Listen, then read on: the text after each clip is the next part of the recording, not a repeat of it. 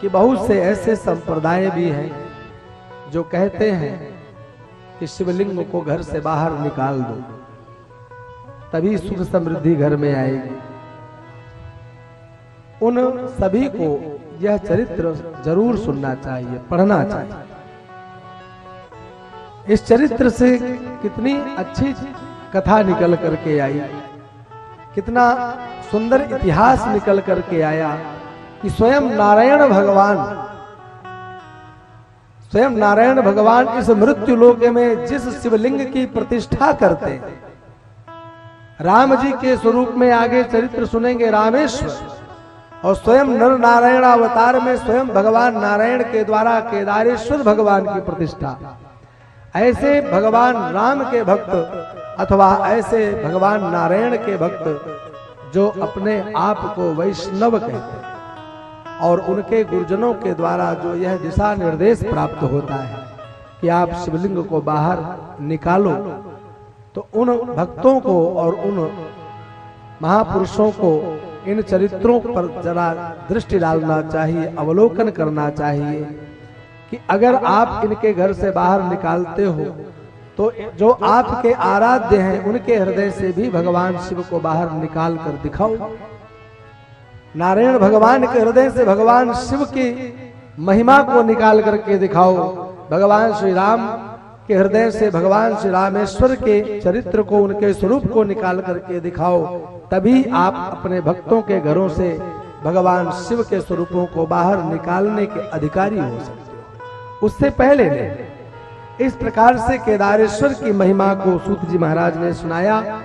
उसके पश्चात जिसे आप भीम शंकर अथवा भीमा शंकर के पूना महाराष्ट्र पुणे के पास में वन में जो भगवान विराजमान हैं, उन भीमा शंकर के परमोत्तम इतिहास को सूत जी महाराज सुनाते हैं। सूत जी कहते हैं कि काम रूप देश में लोगों की कामना पूर्ति के लिए, भक्तों के सुखों को, भक्तों के अभिष्ट को भगवान सदा सदा के लिए प्रदान करने के लिए वहां पर भीमा शंकर के रूप में प्रकट हुए उस ज्योतिर्लिंग के महिमा को मैं सुनाता हूं। हे ऋषियों, एक ऐसा दैत्य हुआ जो सर्वभूत प्राणियों को कष्ट दिया करता था। यह राक्षस सह्य पर्वत पर रहता था। यह कुंभकर्ण की स्त्री कर्कटी राक्षसी उत्पन्न हुआ था। यह राक्षस हमेशा हमेशा उस वन में निवास करते हुए यत्र तत्र सर्वत्र प्राणियों को हमेशा कष्ट दिया करता था।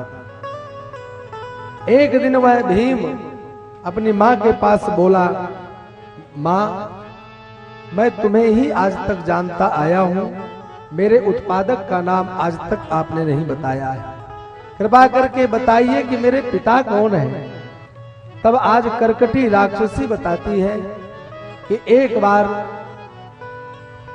रावण के भाई कुंभकर्ण के द्वारा इस वन की यात्रा की गई, और जब उन्होंने मुझे इस वन में अकेली देखा तो मेरे साथ उन्होंने जबरन बलात्कार किया। उन्हीं के परिणाम स्वरूप तू मुझे पुत्र रूप में प्राप्त हुआ है। मैंने पूर्ण प्रयास किया कि लंकापुरी पर मैं जाकर तुझे कुछ भाग दिला दूं, लेकिन किसी ने मेरी एक बार भी बात नहीं सुनी।